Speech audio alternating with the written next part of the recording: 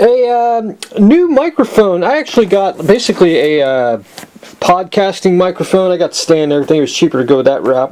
And I'm going to try to get that set up and try a different way of recording audio for the videos here, because I know some people are having a little trouble with the I guess volume or whatever's going on. But anyway, we've got a little better decent mic on here, so we'll try to play around. And plus I'm kind of venturing into not podcasting but microphone audio sounds, so we'll just see how that works out. And if I get time today, I'll try to get that out of the box, get it set up, and we'll start playing with it. But happy Thanksgiving, everyone. I know it's a holiday here in the U.S., and hope everyone's having a good one. The GTX, last I left off, I had the pinstripe on, which I had to rip back off because what I had was too thick, and it was supposed to be thinner, and that should be basically 1/64th. And I called 3 hobby stores here in the state. They didn't have any. It was on, if they did have any, they either had like some god-awful color that you'd had to paint, and I don't think it'd work because I think it'd be too slick. And none of the craft stores had it small enough. And so we have a solution for this. Owner of this vehicle does have some pinstripes, so he told me just to rip it off, and I'll send it on its way, and he'll put the pinstripe on. So there you have it. Pretty much done. If you want to see pretty pictures of it, it's going to be on my Facebook page. It's going to be easier to do that. Again, I got to point out, if anything falls off, it's I used micro crystal clear. It's sturdy bond, but it didn't mar the paint or anything, and it's if you need to reapply a part, get you some of this or a thicker white glue, it'll work out just fine. I do got to paint one little tiny little black on the spoiler there. That's kind of me where I scuffed it off my finger for some reason, but anyway, done and done, and ready to go off to its new home. The only thing that I wish I really could have done better is the rims. They should be a little more grayer, but I couldn't get. I'd have to actually strip the chrome off to get the gray. It's a little faint in there, but it's about the only thing I really couldn't replicate on the car. But anyway, I think it turned out great. Just a fun build. Time a little longer than I anticipated, but anyway, it's a great looking car. So that's going to go off to its home. This is probably the last time you'll see this one, and I'll get him. It's going to be wrapped up and on its way probably in a day or two. The Death Star. I went ahead and I started to paint. I actually had to go back in and mask, and I'm still going to have to go back in and mask because the masking here wanted to come off. I guess I had it under the light, and it basically shrunk it, and so I'm going to have to go back in and reapply some of the a little bit of the mask, but that's no big deal. It's actually, I was going to do a darker gray, but I decided to go with IJN gray. It's not dark. I mean, it looks dark, but it's not really. And once you get the mask off and everything, it should look like the pictures in the reference pictures that you have for the Death Star. So we're going to do it the base coat of IJN gray, and then I'm going to take a little bit of Vallejo light gray, and I want to do probably just I want to mist over it just to tone it down just a tad, and then I want to do a couple little different panels just to get them just to give it a little character, and not a whole lot of, it won't be like an Aztec pattern. It'll just be very, very subtle, just to give it just a little bit of character and depth. So there's that. The MBT. One thing I'm going to have to do, and if you can see it here, this thing's missing two struts here, but I thought I lost them, and I looked everywhere. I even kept all the sprues. When I build models, I keep the sprues just in case I accidentally forget to look, forget a part on the sprue, which I have done a couple of times in my lifetime. But anyway, I thought I dropped them. I looked, I didn't see them, but anyway, no big deal, because I do have a second kit, so I'm going to rob 2 of those and to put the 2 more of the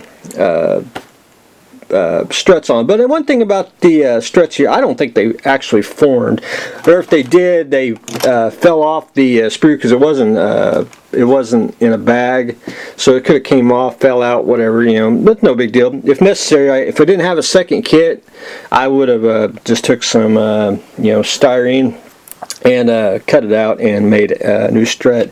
I'm going to have to devise a little bit of a plan here, because once you put this wing on, it's going to be a hopefully it'll stay, and I got to ship it, so that's one issue I'm going to have to think of. I think I may reinforce these with a styrene, for example, basically a square tube.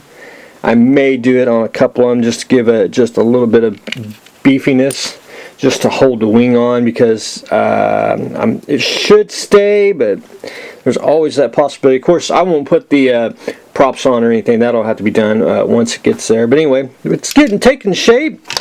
I got the back wing on, struts are on. I'm gonna probably finish out the engine parts, which is the little radiator and whatever else I can find here that needs to go on, and then what I'll do is I'll get the wing on, see how sturdy we are, and then I can shoot everything primer, and then get the landing gear and whatever else I forgot to put on it. But anyway, that is the MBT. Oh, I did forget, I will ship the decals with the car before I forget. I had to put that there. Who knows? Who knows what I'd probably skip them if I didn't do that right now. The Crazy Horse, I kind of broke my 2 decal rule today. I had a little more time this morning, and last I left off, I was about right here. And throughout the week, I just did a couple decals, and this morning I went ahead and finished out the other side, and I started on the blue. It's basically letting them dry. My only complaint with decal film, especially when you make your own, or unless it's like JT Graphics, which is I don't know what paper he uses, but it's his is really thin, but it's exquisite. But when you do the print your own, it gets a little bit of brittle, and I use a lot of setting solution to get around the phaser banks, some of the lights, and I'll have to poke holes in all the windows, get them to settle down. But anyway, all I got to do is once this really dries, I'm going to go back in and cut the phaser banks, get them all squared off, put some more solution down, and then tomorrow morning I'll be ready to rock and roll with some more blues that go on the top here, and then of course the bridge, and I basically work my way back, and I'll do the registry number and the little piddly ones probably later on, but I want to get the basic ones done and done. But anyway, there's the Crazy Horse. Slowly but surely it's taking shape, and the Aztecs make it just start giving the ship a little bit of life. The Gran Torino, I haven't done nothing on that. I just got pictures for it, so I'll do that later. I mean, no big deal. But the Supernatural Impala. One thing I had to do is I got to go in and I got to take all the stickers off. You can see the stickers here on the side, which I got my big pile of stickers there, because this is going to be all black. And once I get the stickers off, and then I got to mask off the windshield and mask off the chrome, and then I'll be able to primer it and paint it. But on the grill here, it's supposed to be the hood. It's supposed to be basically one solid piece, and it had like some wherever I laid it down somewhere. had some like fin grill type thing on top. So I popped that off. I took some epoxy sculpt and I sculpted the hood here. I just need to sand it just a little bit of rough right there. But I'll get that sanded smooth, and then a couple coats of primer, and we'll be good to go. One thing, this car, the Supernatural car, needs to be a 4-door, and I may be able to do it, may not. Once I get it primered, what I'm going to do is I'm going to draw a pencil line, and what I'm going to do is take, and I probably don't have it handy.